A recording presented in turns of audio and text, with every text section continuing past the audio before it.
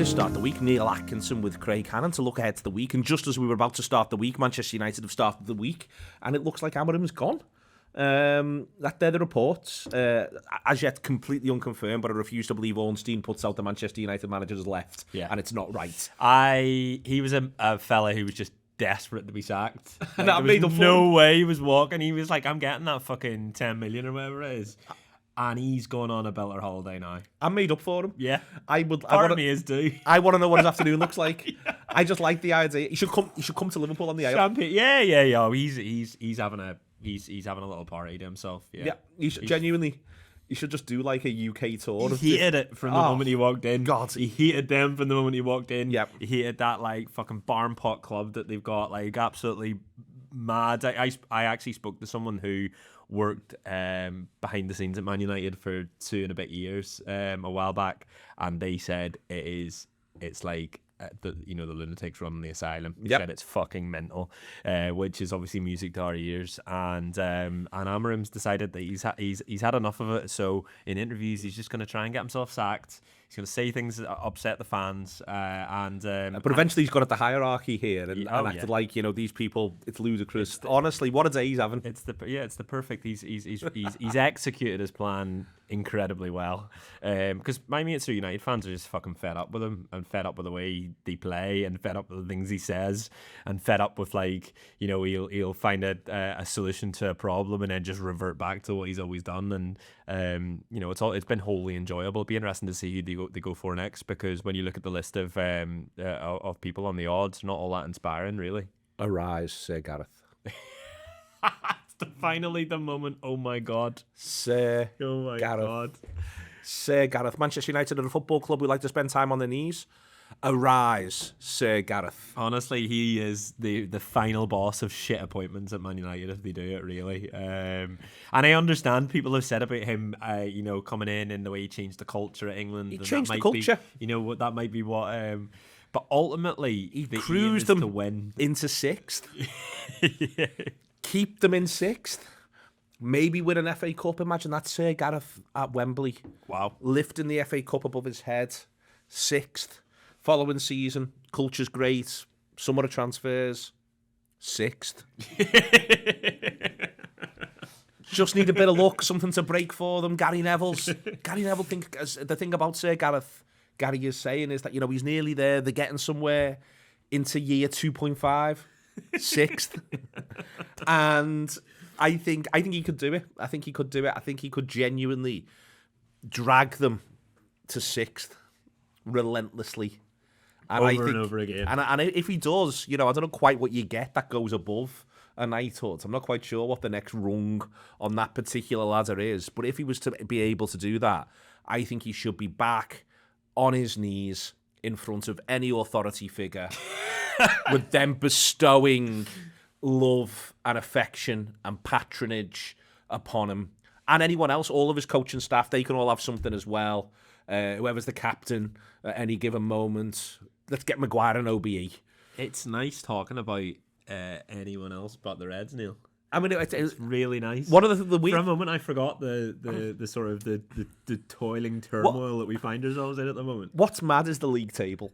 Every time you look at the league table, and genuinely, I'm so annoyed with I'm not so much annoyed with the 2-2 draws against Fulham. Really good Liverpool sides haven't gone away to Fulham and won. If you're going to be a side that comes 4th, drawing away at the team that comes 12th is the sort of thing that you do. I'm still really annoyed with the home draws against Sunderland and Leeds. Yeah. They're where Liverpool don't attack anywhere near well enough. And if you just give this Liverpool side right now on that table 4 more points, well, first and foremost, some of our number are going. Interesting with Arsenal on Thursday, it wouldn't be. But that's what people are doing. If you just put 4 more points on there, and as I say, home games against newly promoted sides, I don't fucking care how well they're doing in the round. You should not only be scoring 1 goal in 2 games against newly promoted sides. It's not good enough. No. Nowhere near good enough. And that it will look different again, even more positive for Liverpool. But I'm just struck by how positive it does look for Liverpool. I think it's, you forget because it's been so long. Well, it hasn't been that long, but it's felt like it's been so long since we've ended up falling into a race for 4th. You just sort of forget. Because I think when the 2 times Klopp had to do it, we were well off the pace. And then we had a strong finish. And once we got in the COVID season, and once we didn't, but we were well off the pace. We were miles and miles back, and then we came with a run last 10 games. you don't have to be that good to be fourth. And it's mad. And you Seemingly. you're looking at the table, and Liverpool have still got a 3-point gap. They might not have one after Thursday, but they might do. And if they do still have a gap after Thursday, you're just a little bit like, lads, that's your hardest remaining game. You've now got to play City. Everything else feels like you just throw it up in the air, and Liverpool will win some, draw some, and maybe lose a couple. It's not fun. No, I feel sort of less positive than you, to be honest, because I think going into, particularly post City, going into this run, you're looking at that run of fixtures and saying this is favourable. This is this is an opportunity for Liverpool to find their way back to form. And to me, finding your way back to form was finding your way back towards some sort of level that we saw at the beginning of the season or have seen from Liverpool last year, and finding their identity again, finding their right approach again. That was the opportunity to me. It wasn't just about picking up points. 4 wins, 4 draws in the league. Obviously, they beat Inter. You're looking at those draws, and I get what you're saying around Leeds, but I still don't feel as if with Leeds away, you look at that and go, oh, we definitely deserve to win. But maybe that's the one where I actually have sympathy. I think Leeds away is of the draws. Yeah, I think of course, Leeds away is the one that you can go, one. Right, okay, a moment of madness from Canary and the other 3 draws. Fucking hell, Liverpool don't deserve any more than a draw. No, and that's my issue really, is that I don't see green shoots. I see a stick and plaster that is just about keeping us. It's just about keeping us there. I think that. I look at how we're playing and how we are when we find ourselves ahead, and just sort of how slow and tepid and reserved and all of these things that I just haven't seen in a Liverpool side for years and years. And so I find that it's been interesting reflecting on this period, because to me this period was the one where, right, okay, we kick on, and I felt positive after the Inter and Brighton results. Brighton wasn't perfect, Inter wasn't perfect, of course, but 2 good results against 2 good teams. And then Spurs happens, and Spurs is, you can go, well, Spurs can be a bit mad at their stadium, and we were cruising, and but it's the results afterwards. Obviously the Sunderland one in there is I don't think I've been as angry walking out of a football match as that one this season, really. But I think the last 2 results in particular have just taken me back to that place. And so, I would love to say that I'm sat here and thinking, actually, do you know what? We've come out of that and we haven't been beaten, and that's a positive, and we're still in 4th, and that's a positive. And of course, all of those things are in their own degree. But what I am seeing doesn't feel sustainable in terms of how I want the season to end. And maybe it's the moment of realisation that this is maybe what the season's going to be like for us, that maybe it is just getting to 4th, and I'm not happy about that, particularly after how last season went and how the noises in the summer were about kicking on. You listen to all the interviews with the players on the parade bus, and they all were saying the same thing. They want the 2 big ones, and so that was obviously the aim. And so maybe it's this moment where actually I've had to sit back and have some sort of acceptance around what the next 4 months are probably going to look like. Now Liverpool can, God forbid, we're in a transfer window, and Liverpool can make some signings. Maybe or. There has to be some sort of change here to see us kick on, because wins haven't seen us kick up a level. We haven't been able to build sort of confidence from that. Do you understand where I'm sort of at? Is that fair? But I think where you're at is the place where we're at. There's no... One of the things that I think has happened in the past, and one of the things I think happens to sides that have won the league and then toiled the next season, or got 90 plus points in Liverpool's case and then toiled the next season. There's an example of that in our recent history. Is I think it takes them ages to get to grips with the reality of the moment that they're in. And if there's, in a way, you can see it as a credit to the players, or you can see it as them lacking the necessary levels of delusion in a way. But I think Liverpool, post-PSV, have collectively got to grips with what the season is. And maybe you're getting to grips with that in this moment as well. But I think that there's been an acceptance that, and also what that means is, hopefully, because these other seasons are often long punctuated bits of a side licking its wounds, and then suddenly, City last season, for instance, City are never well out of any sort of top 3, top 4 picture, but takes them ages to sort of pull themselves around. You know what I mean? We go to City and win in February. It takes them ages to sort of get themselves into, no, this is what this season is, and then they pull themselves around and they finish strongly, and they grab the Champions League place. I think Liverpool have come to terms with what this is in mid-December. I think the results against Forest and PSV have had Liverpool, the manager, Liverpool possibly above the manager, and Liverpool, the players go, this is just about ensuring that we've got Champions League football now for next season. I think it very much feels like it was the manager on the ropes, the absolute ropes at that time, and he's gone, right, well, how can I sort of ensure damage limitation here? You know, how can I just get through? And I think that's where my frustration is. I'm watching Liverpool side just get through. You know, it was interesting sort of like being around you doing the pink yesterday, because the post-match show, because there's a brilliant clip flying around on social. I was thinking about the manager first half, and I'm thinking about, well, to be fair to him, he's only got one fifth forward. And then I had to correct myself because they've all gaslit us, and I said, no, he's got 3 fifth forwards, he's just not picking 2 of them. And so if we had 6 forwards like they told us when we went into the season, then he can pick 3 of them, and that's fine. You haven't got any on the bench, so you might decide to hold one back and do something with Szoboszlai anyway, but we've got 3 fifth forwards. We haven't only got 1, we've got 3. He's just refusing to play 2 of them. That is important. He is, but he's refusing to play 2 of them, I think, for good reason. One is that, you know, the lad's very, very young, and the other one is that ultimately, I'd have started Chiesa against Leeds. I wouldn't necessarily have started him against Fulham, even in the context of what's gone on. I'm really unsympathetic to Liverpool. I can be unsympathetic towards the manager, but I'd rather be unsympathetic first towards the people who are running Liverpool. I think you're going to give me the hobby horse and I'm going to ride it all the way into the sunset here. I think that Liverpool have decided to recruit in a way that allows them to leave gaps to do more recruitment across possibly the January window and certainly the next summer window. But Liverpool ultimately, had AFCON fallen last season, I think Liverpool possibly still win the league, but it's nowhere near at a canter. It's difficult. We knew AFCON was happening, and we are still in this situation. And to me, there's loads of context again about the summer, that the context we always need to come back to, which is the depth and the significance of the tragedy. But none of that gets you away from the fact that Liverpool just simply do not have anywhere near enough attacking options for the season that's going to come on to them. But I don't think it's just even anywhere near enough attacking options. I don't think Liverpool have got enough options full stop now.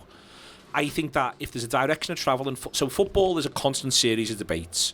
Go back 15 years and it's Guardiola, Messi, tiki-taka, diminutive players. Then Jurgen and German football in general has a response, and it's physicality. There's arguments over what you want your fullbacks to be. Do you want them to be centre-backs who can play a bit, or do you want them to be wingers who drop back in? Do you want number 10s? Do you not want number 10s? Do you want false 9s? Do you not want false 9s?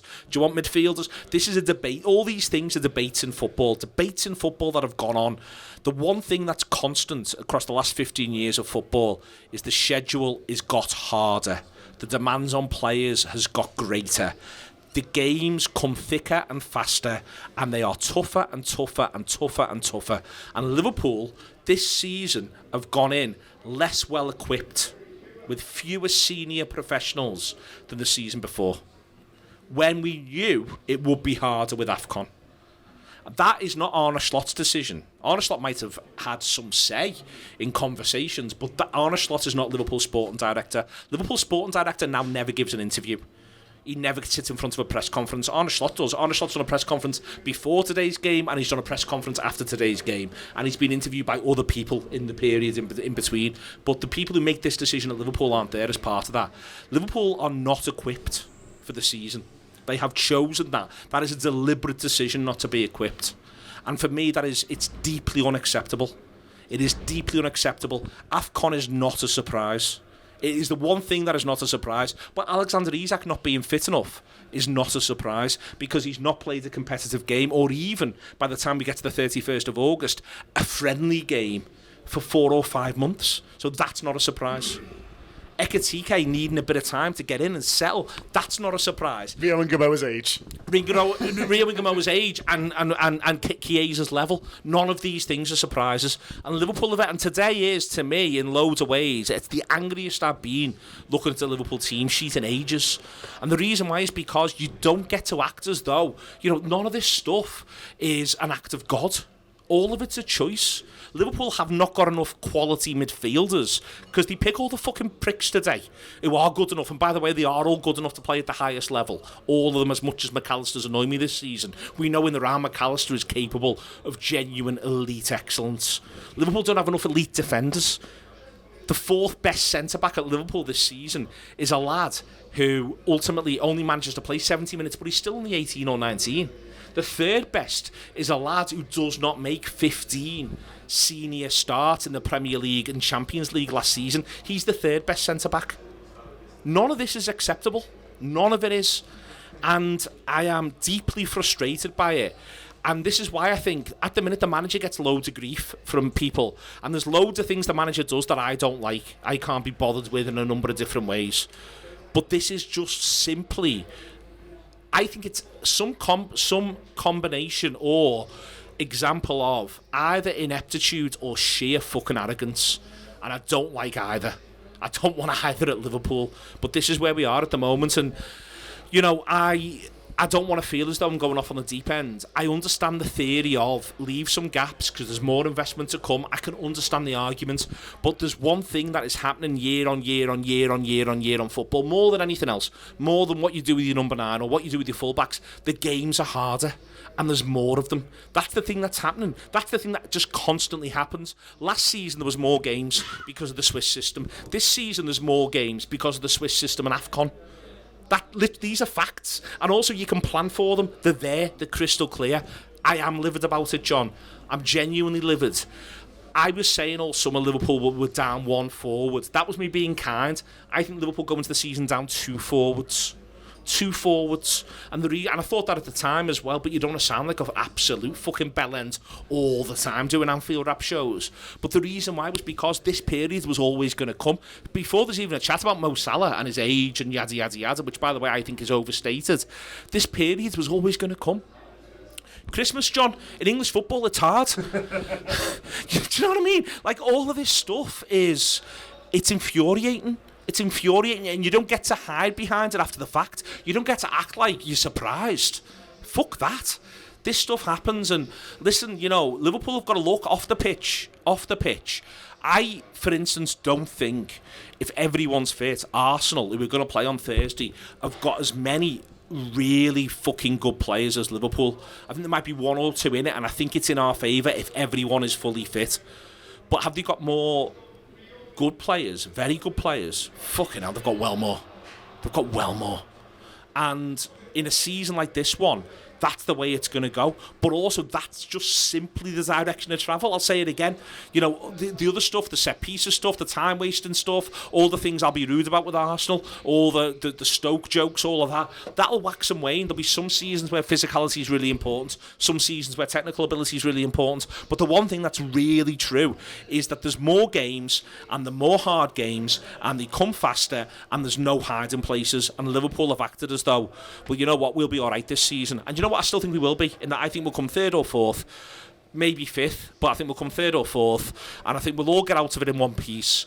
But we're the ones who are watching the matches and living them as supporters. We're the ones who want to see Liverpool competing for the greatest prizes. We're the ones who watch us win the league last season and think, let's go and look for a league and European Cup double this season. Do you know what I mean? We're the ones who are putting that emotional energy in. And I think we've had the piss taken out of us. And I don't think it is right that the people who are ultimately responsible for those decisions never speak about them in public. Do you want to sort of explain? No, just what's led into the game, really, which is, looking at that team sheet. I just thought that team sheet was a great example. I didn't just look at our team sheet. I looked at all the Premier League team sheets, and I felt I would rather have Fulham's bench, Brentford's bench, Tottenham's bench. And by the way, none of these are great benches. And there was one other, Newcastle's bench. I'd rather have Newcastle's bench. And Liverpool have invested all this money from a position of strength as the champions. Yeah. And you're coming into this, and you'd rather have had those benches. And so that sort of led me to expand on that really in the post-match show, because nothing that's happened, I don't think Liverpool have dealt with the obvious example of the horrendous thing, but that does come on the 3rd of July. I don't think Liverpool have dealt with anything that's remarkably unlikely, if you know what I mean. There's other than, as I say, what is the biggest and most awful surprise imaginable, Liverpool haven't had to deal with a ton of surprises over the course of the season, and the best example of it being, there's AFCON. And there's only one player who goes to AFCON, as has been pointed out to me. Don't worry, I do know. But it's more, you went into a season, and this is the whole sort of thing for me, you know, is that you go into the season, forwards being the main part of this, but it isn't just for me about forwards now. But you just sort of go into the season where you've only got 4 senior forwards that the manager wants to pick, and you know you're going to lose for 6 games, 7 games, maybe 8 games, one of them. Well, then you've only got 3. And then of the others, one of those other 3, you know, Isaac. And it's annoyed me when the manager said it, but part of what's annoyed me is that no one said it back to him, is when he said, you know, well, what did everyone expect? He comes in, he's not had a competitive game for 5 months, so why did everyone expect that he'd be fit? At which point I think the right response is for someone in that press conference scenario to say, so why did you expect he'd be fit? It's not a competitive game for 5 months. Why was the choice made, or who made the choice to start the season with only 3 options, senior options, because he wasn't going to be fit for months. For months. And this is you know, for me. So there's a clip doing the rounds of me talking about that and expanding on it and just sort of putting the argument together around it, because I don't think it is in the round good enough. But the reason why isn't because I think, you know, is simply because I just think that you look at the scale of the challenge, and as I say on the clip, and as I've written about, and I might write about somewhere else again. What frustrates me is football changes all the time. What's voguish, what works. At the minute, it's a really muscular Premier League, but it might not be next season. It might be back to being a more technical proposition. You don't know. Football changes all the time. But the one thing that does change, but has only ever changed in one direction across the last 15 years, is the schedule's got harder and harder. So you need more and more players. You don't need less and less. The schedule's got harder and harder. And that's what frustrates me. And that's only still going one way. It's just we're off the back of the Club World Cup. Remember, we were all talking about the Club World Cup and the impact it'd have. You know, we're off the back of that. We're now into this. And the whole thing is, you know, I just think that's the one thing that is inarguable, is the schedule. And anyone who wants to sort of, as I say, and if this has happened at Liverpool, if you end up with, like, this season is harder for us than last season because of AFCON, and we're less well equipped. And that was a choice. And so anyone who's been part of making that choice, and the manager is part of it, by the way, but everyone who's been part of making that choice needs to really think about whether or not they got that right. And I'd argue that they didn't. And therefore, I'm not saying anyone should be sacked, because I can't be bothered with that bullshit, you know. I think that you drive yourself mad going down that route, certainly about stuff that you can't see on the pitch. I think you've got to be careful. But I'm just saying that there's a lot of, when things go well, there's a lot of praise that has been given to senior people at Liverpool. And that this is like a 10, 12, 15-year thing. You know, one of the people who was part of the process that worked under Jurgen Klopp has written a book about how to win the Premier League. He's gone out and written a book about it. And I'm fine for him to do that, and I like him. And I'm sure I'd like everyone who's involved in these decisions at Liverpool. But these people have had a lot of praise, and I'm all right with them getting that praise. But the flip side of that is that right now, do we think they've had a good 6 months, 8 months, 10 months? Do we think that? What I'm seeing on the pitch, just simply through adding up, frankly, literally how many footballers is that? I just don't think there is. So and that's where you can come back to, and I think that's part of accepting where we are, is accepting. You know, yesterday the manager's got to accept he has not got a proper attack and sub. He's got to make the best of this without a proper attack and sub. The other thing, though, is that when you look at the players on the pitch who start a game, every time I watch a Liverpool team start a game, I look at them and think that they're not greater of the sum of their parts, and actually they're not level of the sum of their parts, if that makes sense. And that's where I worry. I worry whenever you've got a manager who is just trying to get through. Like just trying to get through over a sustained period like this, where you look at the run of fixtures that we've just had as ones which should have been favourable. And maybe this is all happening as I'm going to Arsenal on Thursday night, and maybe all of this is happening as I'm going to Arsenal, because Arsenal you look at and you're like, I have no idea what's going to happen. What I really want is them just to fucking fight, and fighting isn't throwing in back big tackles and all that. Fighting is being clever, and fighting is being competitive and feeling as if they can get something from the game. I'm just not sure off the back of the last 6 weeks of what I've seen, where it's been a more positive period than previous. Whether that's, whether I can sort of like, what's the word, be confident in seeing any of that. But yeah, but I think that's to go back to yesterday. But one of the things you're saying is it's a team without a focal point, and I think the focal points who, when you're talking about Inter and you're talking about Brighton, those two, it felt like the team had a focal point in those games in a way that was really, really useful and helpful. And then there was the idea of playing through Wirtz as well, and that helped. But you just, when the games come thick and fast, I think you just blunt that, and then it blunts to the point that Ekitike is not available. Well, they've had a vocal point in the past two before that, haven't they? But that's what I mean. But I don't think it's for 75 minutes. But also I think that focal point has become less impressive as that's wore on. But the fine enough for the first half against Wolves and go through and look, they get a couple of goals and they look like a team that knows how to attack. And then I think that they've just become a little bit more blunted because guess what? You need strength in depth, you need numbers. We're dealing with the fact that Leeds came to Anfield and made more controlled rotational moves than Liverpool did. This is bullshit. I know I'm not saying the better players, but I'm saying the Leeds manager was able to look at his resources and go, well, I'll deploy this here, and this here for this reason. The Liverpool manager's going, who's fit? How do I do this? And then go from there. And again, none of this is... I don't think the manager has had a good season. I think one of the things that literally helps is putting points on the board. And I think if you go back to the Chelsea game and the Man United game, when it felt as though it was two project games to get Isak and McAllister fit, I just think he's fucked up really, really badly. And I think that those results are two of the results that I think has been a real hammer blow. I also think, as someone who doesn't like Chiesa and wouldn't pick Chiesa, I'd have started Chiesa at Palace. To go all the way back to that, he played the Southampton game. Ekitike got himself sent off in that mad way.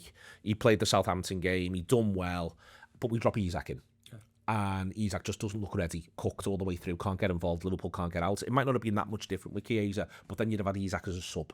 And I think you can go through it. I can go game to game and go, if I'd rather the manager had done this, I'd rather the manager had done that. But the flip side is, at the minute, I do feel a little bit like yesterday's a good example of it. He's got no option. Not that many options beyond what he does, really, which is, I'll just throw Gakpo up front, hope I can get something out of Wirtz for a period, play the other four midfielders that I really trust, and hope that they can get somewhere. And you're then sort of saying, well, they're not greater than some of the parts. And I think part of the reason why is because part of what unlocks football teams is forwards. And that's what scares sides like Fulham and pushes them back and intimidates them. And they're just sort of looking at Gakpo, and I know in the end he gets the goal that could almost have been the winner, but they're almost looking at Gakpo going, we're not that bothered by you. And also that all feeds back into your point in the clip, which is, Rio and Chiesa weren't... No, they weren't. Real options. They weren't, and people can say that they'd like to have seen more of either of them. But I think last season Arsenal overplay and wary, and now he's nowhere near the first team picture because they brought in the new reinforcements. But I think it also just sort of knocked his confidence and played him out of his own stride. He got hooked a couple of times at half time. But listen, if the manager had rocked up with Fulham with Ingham off the left, we'd have all gone, fucking hell, all right, let's have a go, let's have a look. Yeah. Because you want that, you want to feel that there's something you can get behind. And I think one of the things that you're finding hard and people are finding hard is, and you're already saying that on the way to Arsenal in your mind, is just give me something I can get behind. Yeah, 100%. And there's long 100%. Stretches of these matches where you go, and I can't get behind this. Yeah. I don't feel like I've got nothing to put me fucking heart and soul into. There's now a long stretch of a season. Yeah. It's not just the matches. It's not just 15 minutes, 20 minutes in matches. The issue is there only is 10, 15 minutes of matches I'm getting behind. Yeah. Like Fulham yesterday, where there's 10, 15 minutes after halftime.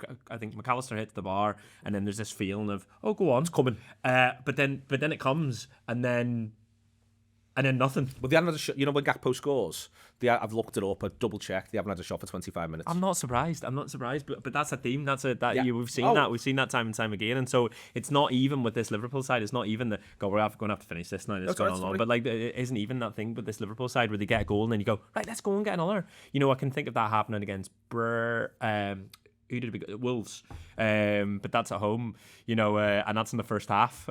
No, but I think you're right. I think that's it, and I think also like Leeds was a great example of. I don't know what the fuck you want me to get behind here. Yeah. I'm watching this, and I don't know what you want me to get behind, and I really do want to be behind the lads, the boys. I support Liverpool, for God's sake. Help me support Liverpool. I really want to support Liverpool. Can you give me a thing to go? If you can't hold on to winners late in games, and you can't go on and score another after you've just scored in the second half, you're doomed. Yeah, I mean, I've got a bit of sympathy. The lad waxing out. It's some strike. No, I know, but strike. it's that it happens again and again. If it's a one-off, you go. Well, there's no. The point is that it's the most you can shrug your shoulders goal because it's 30 odd yards out, but it's still something that's happening time and time again. Yeah, and also, if let's be clear about this, if somehow they're 1-0 up against Arsenal and there's 20 to go, no one who's watching that's going to be going, we'll be all right here. No one. But also, if we go 1-0 up, no one's going, we're going to go on and get 2 here. Oh, so you're in this place of like, oh, well, fucking hell, then we're stuck. Yeah, there's just going to be some football is going to happen, and if we all hang on for dear life, you never know. Yeah. And that's sort of where we are. They come back. Listen, but I think with Arsenal to one side, the other thing though is at the minute in this league, you're talking about it looked like an easier run. I think the other thing at the minute, Arsenal and City put them to one side. For Liverpool, I don't think it matters who they play. At the minute, I don't think it matters, and I think that's going to be the case for the rest of the season. And that's also the nature of the league. You sort of do the thing where you look at the table and you look at the results. And Arsenal are on a good run. City are unbeaten for ages. Villa are now able to say it's just one blip. If you look at anybody else's last 6-game form, Liverpool's is better. Liverpool's is better than anybody else's. And that, you can say, well, Liverpool have maybe had easier fixtures, but I just sort of think everyone's taking points off everyone else all the time. Any given day, there's an unexpected result of some significance somewhere, any given game. So, for instance, yesterday, Brentford go to Everton win 4-2.